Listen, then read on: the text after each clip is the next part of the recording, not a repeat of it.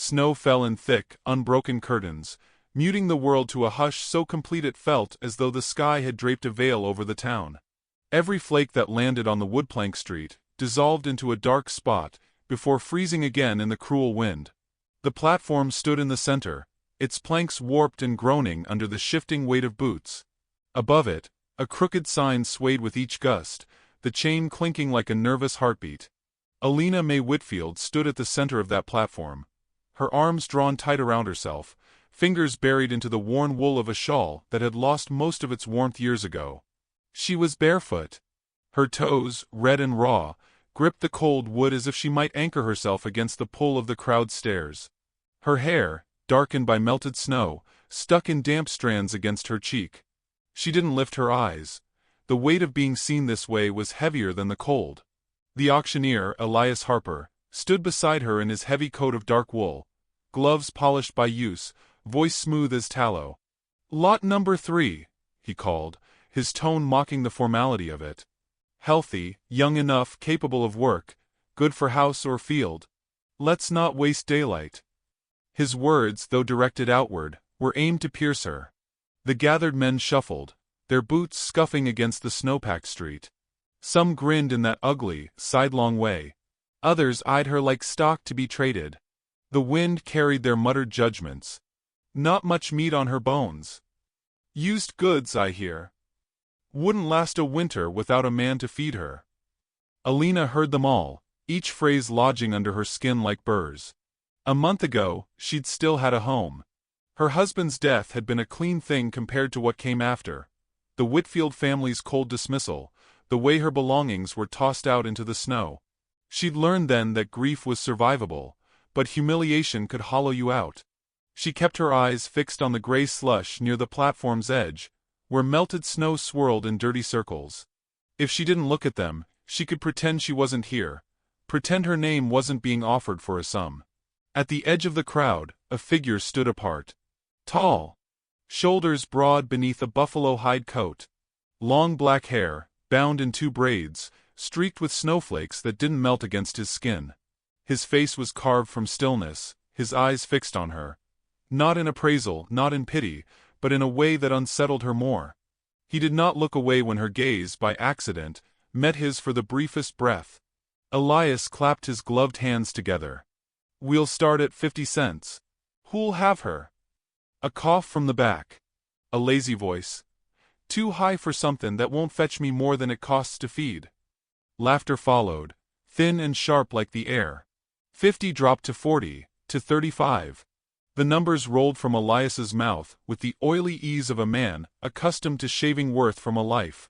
Alina's shoulders tightened until her neck ached. She'd stopped feeling her feet minutes ago. From somewhere behind the crowd, a horse snorted. Leather creaked. Then that tall figure moved, his steps quiet but sure, snow crunching beneath moccasins. He didn't shove through men so much as they shifted aside without thinking. He came to stand at the front, his shadow long over the platform. Iona Two Rivers spoke in a voice low but carrying, shaped by a different cadence than the English around him. $1. The words landed heavy, stopping Elias mid-breath. The crowd murmured, stirred. A Lakota buying a white woman? One man scoffed. Another spat in the snow. "What for?" Elias recovered with a smirk that didn't reach his eyes. "Well now, that's a generous bid. Anyone care to?" No one did. The wind seemed to test the space between them all, blowing harder as if to scatter the moment, but it held. Iona reached into his coat and brought out a small, worn pouch. The clink of coin was clear as a bell. He set it on the edge of the platform, beside Elias's ledger. "Sold," Elias said too quickly, wanting the weight of the moment gone from his stage. He shoved the pouch into his pocket and stepped back, letting the transaction hang in the cold air. Alina didn't move. She stared at the snow collecting on her toes until a shadow loomed before her. Iona stood close enough that she could smell wood smoke clinging to his coat. Without a word, he loosened the ties at his throat and swung the heavy buffalo hide around her shoulders. The sudden weight and heat of it startled her. Steam curled from their joined breath. She looked up into his face, searching for the why. He didn't offer it, only met her gaze with the same calm that had drawn her eyes in the first place. Then he extended his hand. The crowd behind them had found its voice again. "Won't last out there in his camp. She'll freeze or starve. Better to have let her go to the boarding house." The sheriff stood on the boardwalk, arms folded, watching. He didn't interfere. His look said he had no interest in tangling with the Lakota today, but the matter was filed somewhere in his mind. Ayanna didn't glance back at any of them.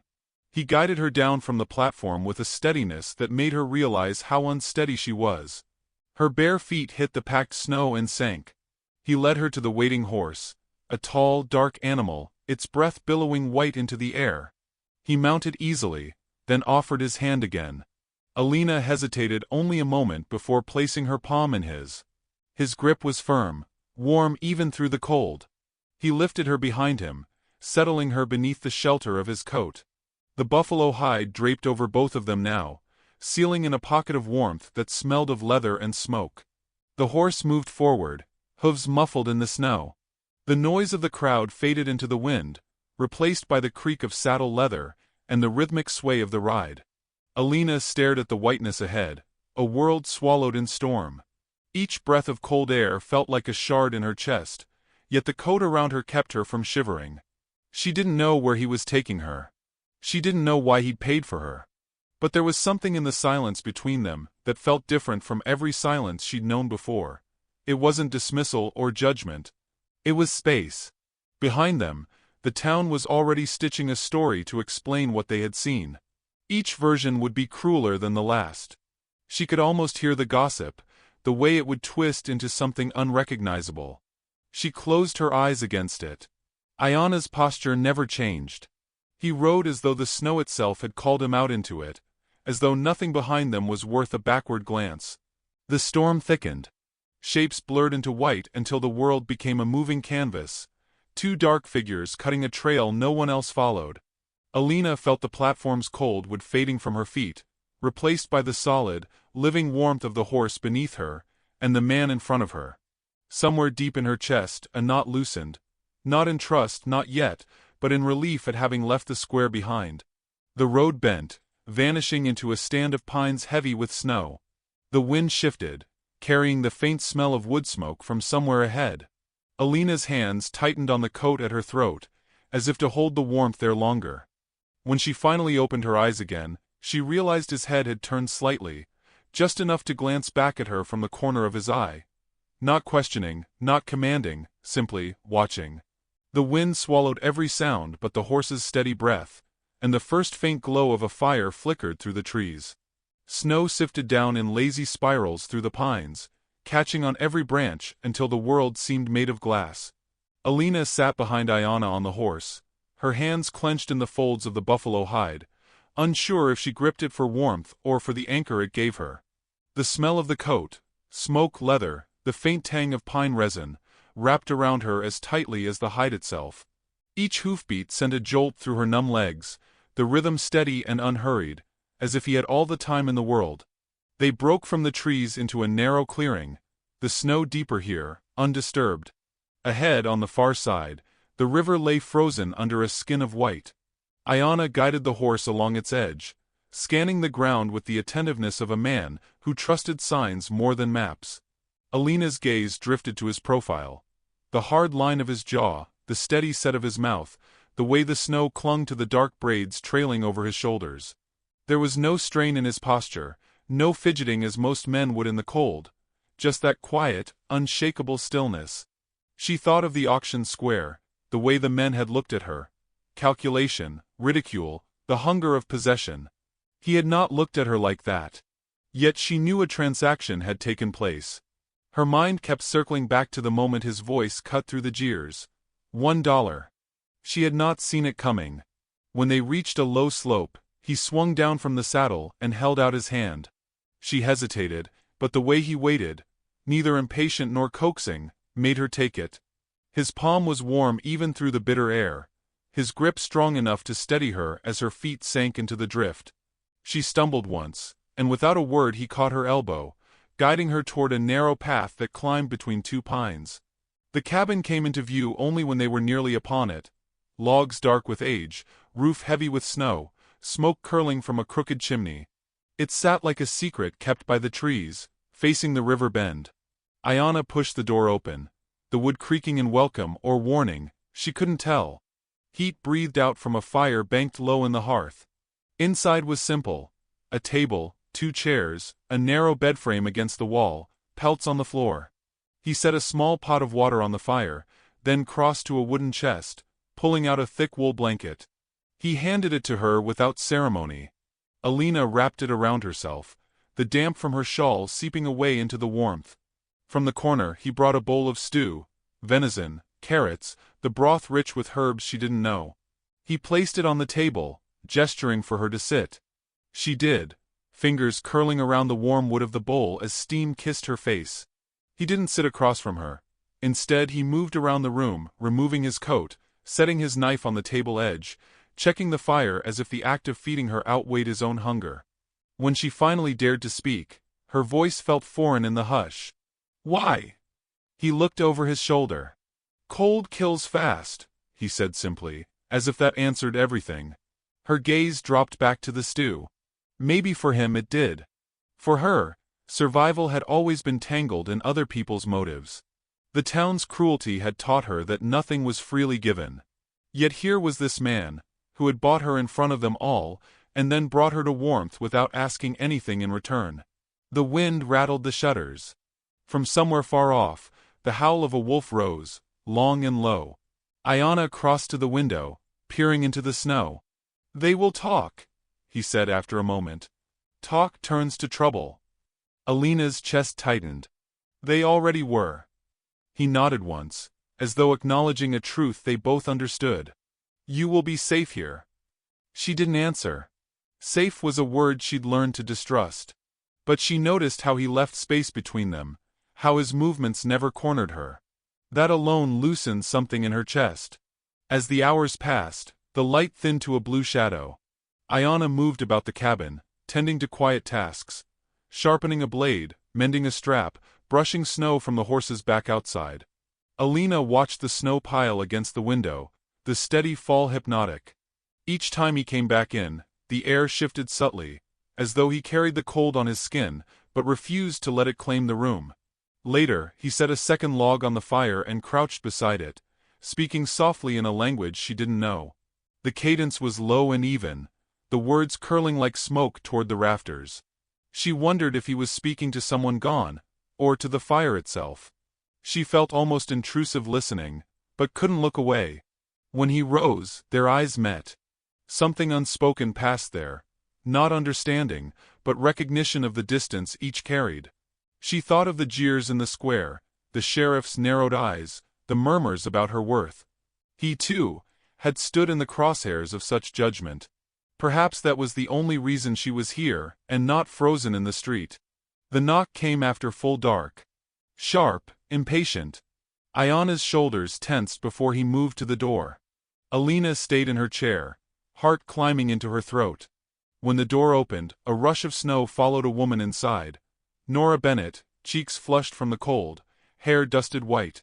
"I came to see if the rumors were true," she said, glancing from Alina to Ayanna. "They're saying the sheriff's not pleased." Ayanna closed the door behind her. "The sheriff is not my concern." "Maybe not, but he's made it his. Says you bought her under duress. Says he'll be out here come morning to set things straight." Nora's gaze softened on Alina. "You don't have to go with him if you don't want to, but you'd better be ready to stand your ground." Alina felt the old reflex, to shrink, to apologize, rise up, but Ayanna's presence at her side steadied her. He didn't speak for her. He didn't press her to speak either. Nora's eyes lingered a moment longer before she nodded and pulled her scarf tighter. "Storm's getting worse. I'll go before it traps me here."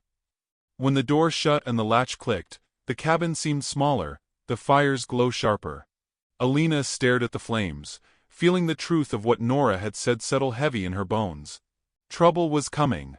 Ayanna sat across from her now, the first time he'd taken the chair. "You can leave in the morning," he said. "Or you can stay."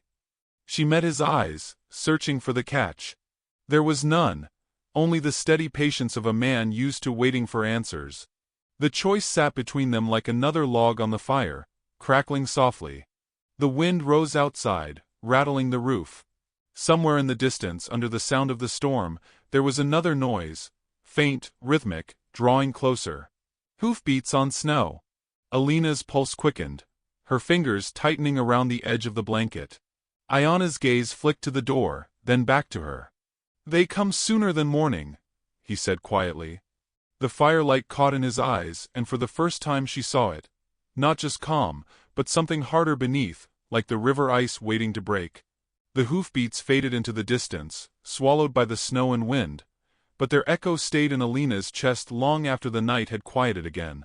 The fire burned low, its glow a soft pulse against the cabin walls. Ayana had not moved from his seat by the door, as if expecting another knock. She sat opposite him, wrapped in the wool blanket, feeling the weight of what had almost happened but didn't. Whoever had ridden out here tonight had turned back, or perhaps decided the storm was fiercer than their errand. When at last Ayana stood, it was with the same unhurried grace he carried into every motion. He closed the shutters, checked the latch on the door, and fed another log to the fire. The wood cracked sharply, releasing a hiss of sap.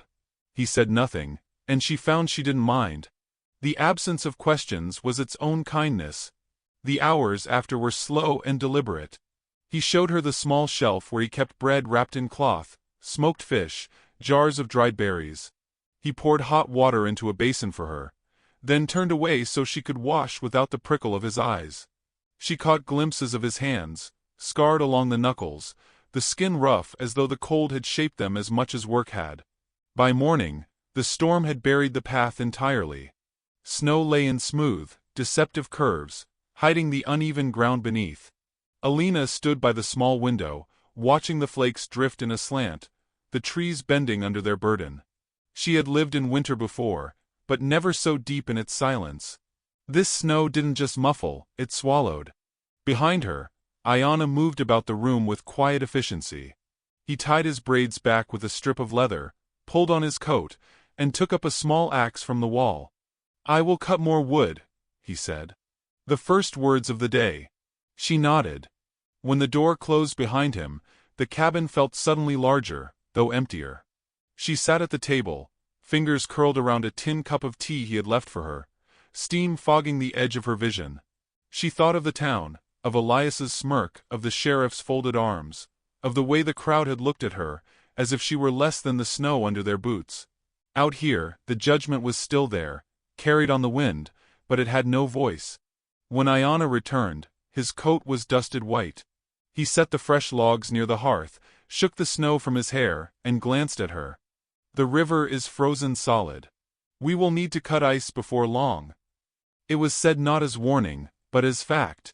She wondered if he ever wasted words on anything that didn't need saying. The days began to fall into a rhythm. He hunted in the mornings, bringing back rabbits or venison. She cooked what he brought, grateful for something to do with her hands. Sometimes they worked in silence, sometimes with the low crackle of fire between them. Once, she caught him watching as she mended a tear in his shirt, his expression unreadable, but he didn't look away when she met his eyes. It was Nora who broke the pattern. 3 days into the storm, a hard knock came at the door. When Ayana opened it, Nora stepped in with the cold clinging to her coat, cheeks raw from wind. She carried a small bundle of bread and salt pork. "They're still talking in town," she said without preamble. "The sheriff's telling folk he's got the right to take her back, says she was never meant to be here." Alina's stomach tightened. "And they believe him?" "They don't need to," Nora replied. "They just need to want a reason." She set the bundle on the table. "I thought you should know." Ayana nodded once. "We are ready."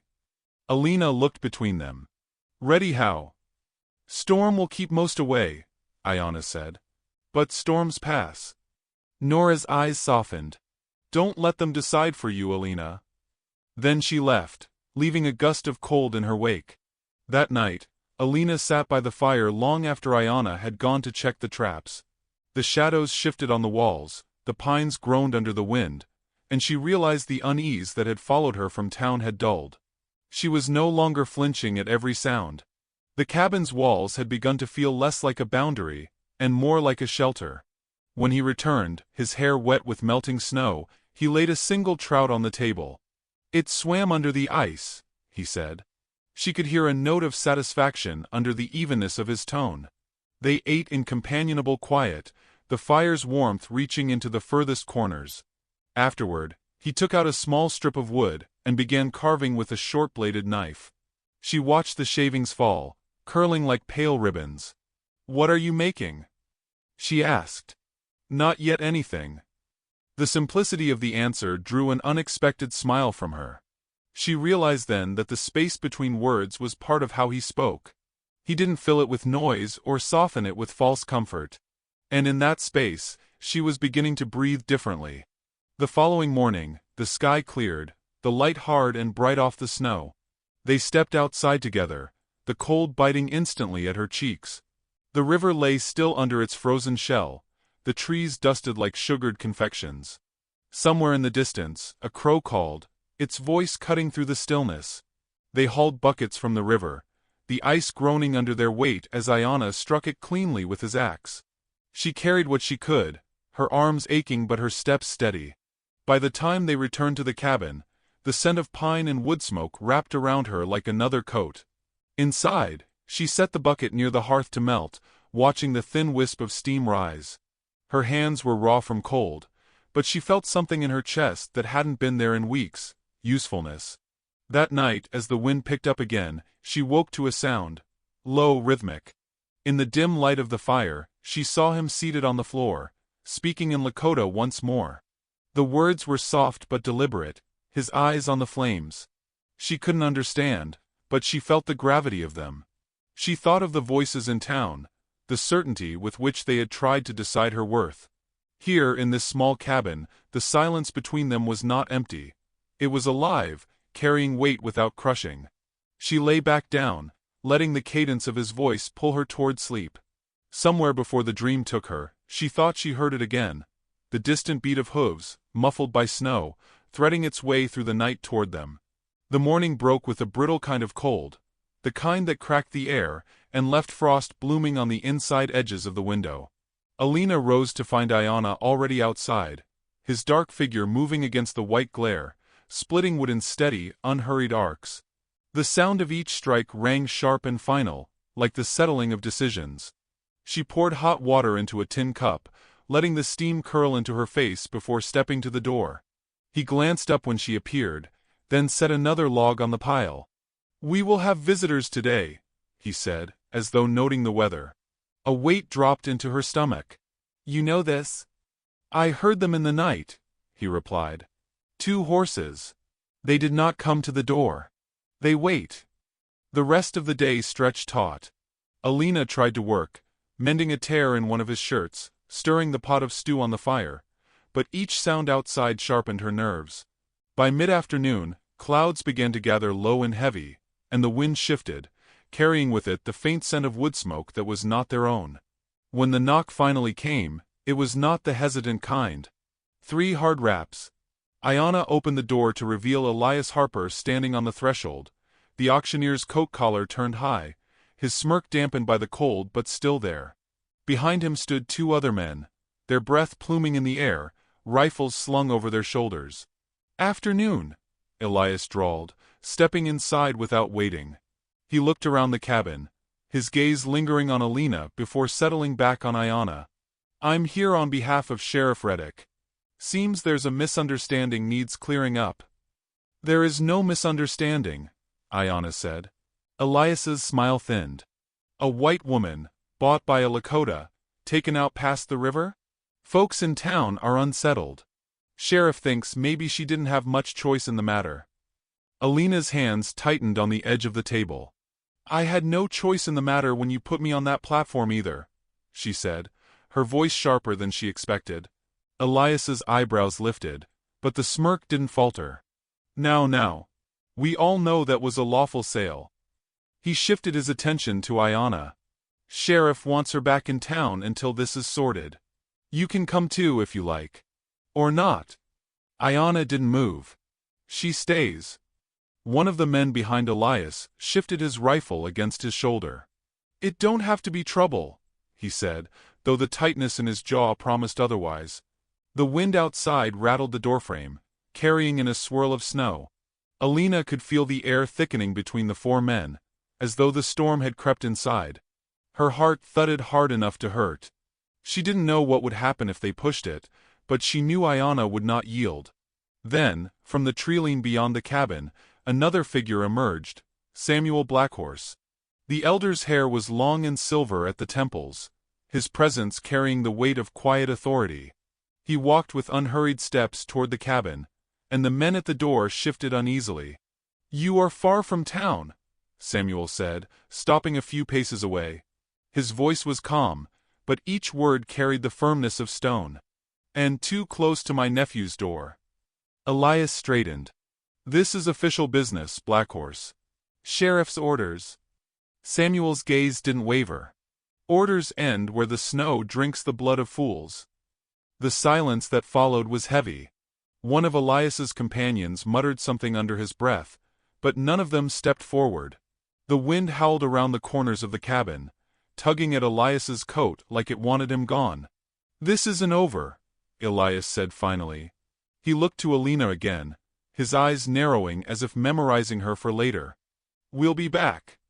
They turned and left, their boots crunching through the drifts, voices fading into the trees. Samuel watched them go before stepping inside. "They will come again," he said, looking from Ayanna to Alina. "And next time, they will not come to talk." Alina's pulse was still quick, but beneath the fear was something else, anger. The auction, the stares, the murmurs in town, she had borne them in silence. But now the thought of being dragged back, paraded again under their judgment, sparked a heat in her chest that no winter could cool. "They think I'm still the woman standing on that platform," she said, more to herself than to either man. "They think I'll look at the ground and let them decide what happens to me." Ayanna met her gaze. There was no praise in his eyes, no smile, only a steady acknowledgement, as if he recognized something shifting in her. Samuel laid a hand on his nephew's shoulder. "The snow will not last forever. Be ready." Then he left, disappearing into the white as easily as he had come. The door shut, and the cabin was silent again but for the fire. Alina sat slowly, her hands in her lap, the heat in her chest settling into something steadier. She glanced toward Ayanna, who was looking out the window, his posture alert but unhurried. "They'll be back soon, won't they?" she asked. "Yes. And you won't send me away before then?" His eyes shifted to hers, holding for a long moment. "No." Outside, the wind's voice grew sharper, the pines bending in its grasp. The clouds pressed lower, their undersides bruised with shadow. The storm was building, in the sky and in the space between the cabin and the town. Alina rose, moving to the window. She watched the snow blur the treeline, each flake falling with the slow certainty of something inevitable. For the first time, the idea of them coming did not make her want to shrink, it made her want to stand. Behind her, Ayanna placed another log on the fire. The flames flared, throwing their shadows tall against the walls. She turned to face him.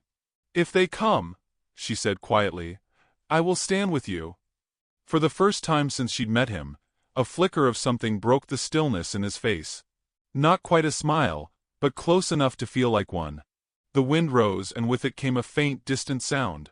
Hoofbeats again, muffled but unmistakable, threading their way toward the cabin through the thickening snow. The first sound was the low, rhythmic thud of hooves, muffled under fresh snow, yet distinct in their persistence. Alina stood by the window, breath shallow, watching the gray veil of the storm tremble with each approaching beat. Beside the hearth, Ayanna rose without a word, his movements deliberate, sliding his knife into its sheath, checking the bough near the door. The fire's light made his shadow seem broader on the log walls. When the shapes emerged from the white, they were more than before. 5 riders, shoulders hunched against the wind, rifles slung but ready. Elias Harper led them, his hat pulled low, his mouth set in a line that lacked even the pretense of a smile. They reined up just short of the cabin, the horses stamping, steam curling from their nostrils into the brittle air. Ayanna's eyes narrowed, reading the way their gloved hands lingered too close to their weapons. He turned to Alina, his voice low. "Stay behind me." But she shook her head, pulling the wool blanket tighter around her shoulders. I told you I'd stand. For a heartbeat, neither moved, their gazes locked in a quiet agreement. Then Iona opened the door, and the wind burst inside, carrying with it the metallic scent of snow and the faint bitterness of gunpowder oil.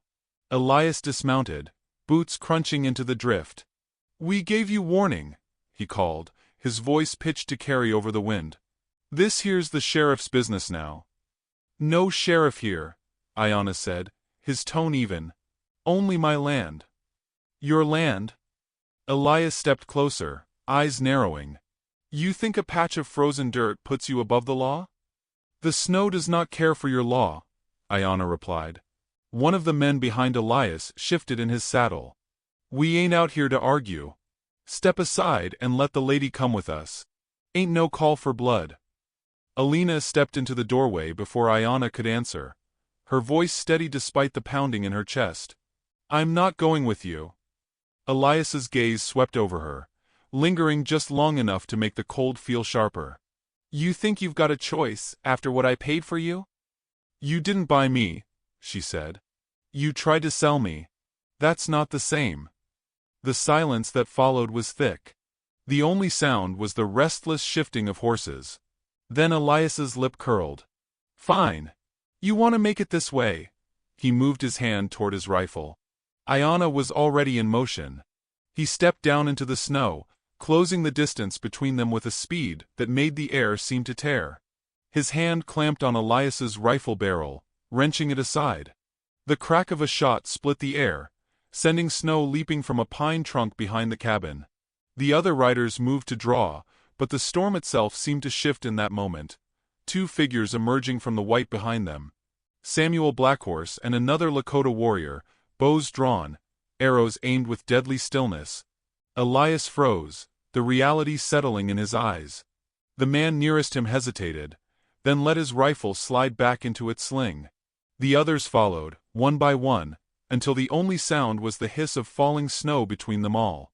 You bring more men next time, Samuel said, his voice calm but hard as river ice. And the snow will remember your footsteps. Elias's jaw worked, but he said nothing. He yanked his rifle from Iona's grip and mounted his horse. This isn't the end, he spat, though it sounded more like retreat than promise. They turned and rode back into the storm, their shapes swallowed by the white. For a long moment, no one moved. The wind wound itself around the cabin, shaking loose small flurries from the roof. Alina's breath came in visible clouds, her hands still tight at her sides. She had felt fear, yes, but she had also felt the strange solidity of standing there with Iona at her side, Samuel at his back. When the door closed behind them, the cabin's warmth wrapped around her like a memory she didn't yet trust. Iona set his bow aside, his breathing steady. He glanced at her, searching her face not for thanks, but for the truth of whether she was still whole inside. I'm not afraid of them anymore, she said quietly. He nodded once, and in that small gesture there was more than agreement. There was recognition, and a kind of respect that could not be bought or spoken into existence. Samuel clasped his nephew's shoulder, then looked to Alina. The snow is your witness now, he said. It saw you stand. After Samuel left, the evening settled in slow. They ate in quiet, the fire snapping between them. Outside, the storm eased, revealing a sky heavy with stars. Alina sat by the window, watching the moonlight turn the drifts into silver hills. Behind her, she heard the small, deliberate scrape of Iona's knife against wood. She turned to see him shaping a piece of cedar, each curl falling like a whisper to the floor. When he finished, he set it on the table between them, a comb, smooth and warm in her hand, its surface bearing the faint scent of the tree it had come from. She looked up, words caught somewhere in her throat. He didn't explain. He only met her eyes, and in that quiet exchange, she felt something shift again. Not the rush of gratitude, but the steady settling of trust. The fire burned lower, casting long shadows that touched every corner of the cabin. Alina ran her thumb along the teeth of the comb, the wood gentle against her skin. Outside, the snow lay undisturbed, holding the imprint of boot prints and hoof tracks that would soften by morning. But she knew the land would remember. And somewhere in that knowing she understood, It wasn't the town's judgment she had left behind on that platform, it was her own. The wind sighed once through the pines, then stilled, as if even the night had paused to listen to what would come next.